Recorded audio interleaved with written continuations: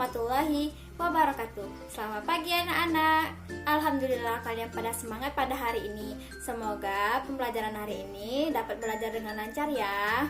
Amin ya rabbal alamin. Sebelum kita melakukan pembelajaran hari ini, sebaiknya kita berdoa terlebih dahulu ya.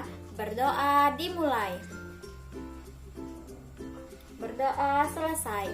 Alhamdulillah. Sebelum melakukan pembelajaran, Ibu akan mengabsen kalian ya. Hari ini siapa yang tidak hadir? Alhamdulillah, pada hadir semua ya. Berarti kalian pada semangat hari ini untuk melakukan pembelajaran. Baik, hari ini pembelajarannya itu tentang cerita pendek atau cerpen, dan kita harus menemukan beberapa huruf kapital yang ada di cerpen. Baik, sebelum Ibu memberikan kelompok untuk anak-anak Ibu akan menjelaskan sedikit apa itu cerpen, apa saja contoh-contohnya, strukturnya, unsur intrinsik dan ekstrinsiknya. Jadi, Ibu akan menjelaskan apa itu cerpen, apa definisi cerpen. Anak-anak Ibu, apakah ada yang tahu apa itu cerpen? Iya, Rani. Iya. Ada yang lain? Ya, Riki. Ya, benar. Jadi, anak Ibu yang dikatakan oleh Rani dan Riki itu benar. Jadi, cerpen adalah cerita pendek atau suatu karya sastra dalam bentuk tulisan yang mengisahkan tentang sebuah cerita fiksi, lalu dikemas secara cerita yang lebih singkat, lebih pendek dan ringkas. Baik, ada beberapa contoh dari cerpen. Contoh-contohnya tuh seperti cerpen jenaka. Cerpen jenaka itu apa? Cerpen jenaka itu cerpen yang bernuansa yang lucu-lucu. Ya, tidak ada sedih, tidak ada, pokoknya gitu. Pokoknya cerpen jenaka itu cerpen yang lucu, senang, dan selanjutnya yaitu contohnya tuh seperti contoh dari cerpen kasih sayang, seperti cerpen tentang ibu atau yang lainnya, dan tentang cerita cerpen tentang persahabatan. Baik, selanjutnya struktur cerpen. Jadi ada 6 struktur cerpen. Apa saja? Ada yang tahu apa itu struktur cerpen? Ya, Rita. Iya, benar sekali.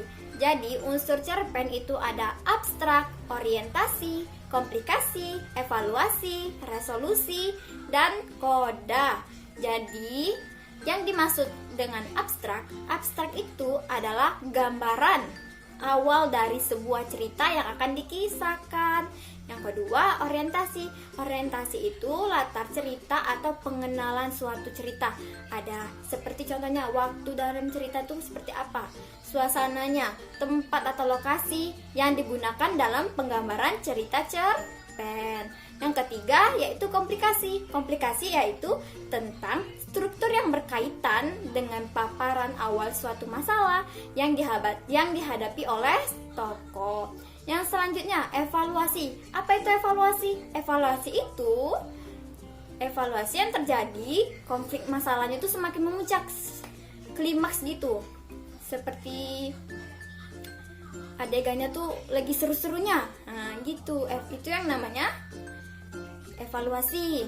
Nah, terus selanjutnya resolusi. Resolusi yaitu bagian akhir permasalahan yang terjadi pada cerita cerpen. Yang selanjutnya koda. Untuk koda itu yaitu nilai, pesan, moral yang terdapat sebuah cerpen. Pesan. Jadi di dalam cerpen itu ada kodanya. Pesan apa dalam cerita itu yang kita dapatkan? Pesan moral apa yang bisa kita ikuti yang baiknya?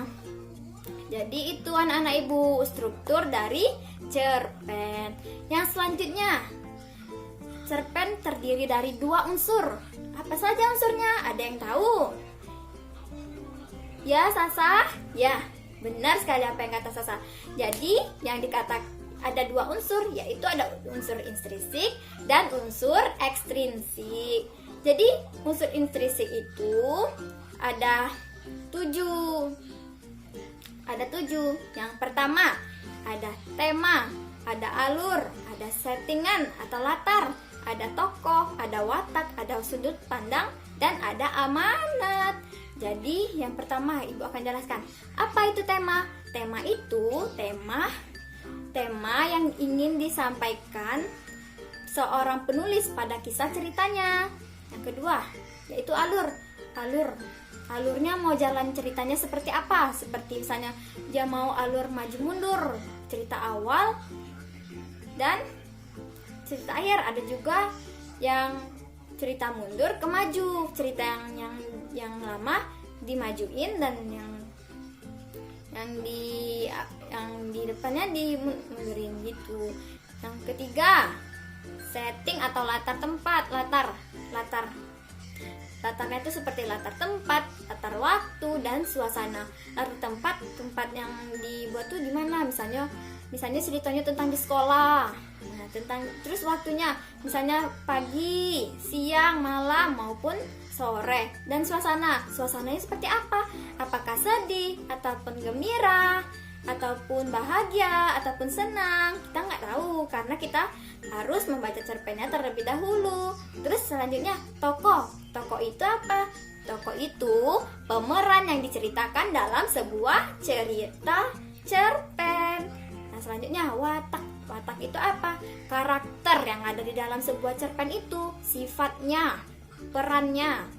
Nah, begitu. Yang selanjutnya, sudut pandang. Sudut pandang itu cara pandang pengarang saat menceritakan kisah sebuah cerpen. Yang selanjutnya yaitu amanat. Amanat itu hampir sama dengan koda.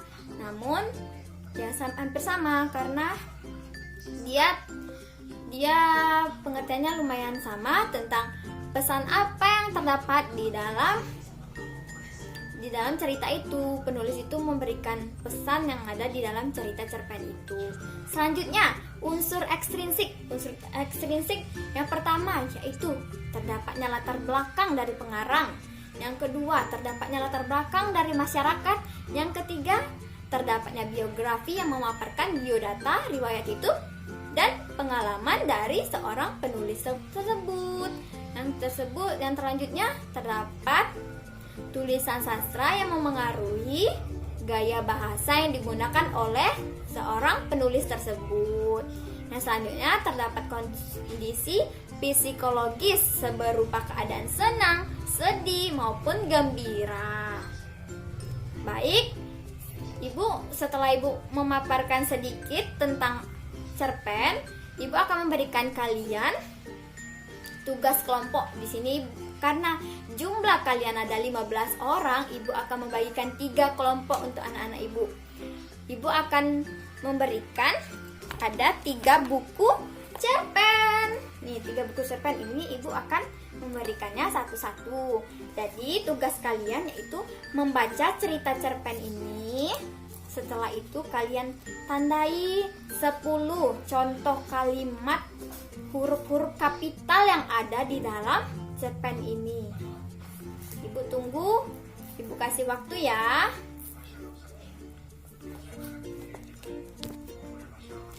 Alhamdulillah, anak-anak Ibu sudah membaca buku cerpennya secara berkelompok dan menemukan beberapa huruf kapital.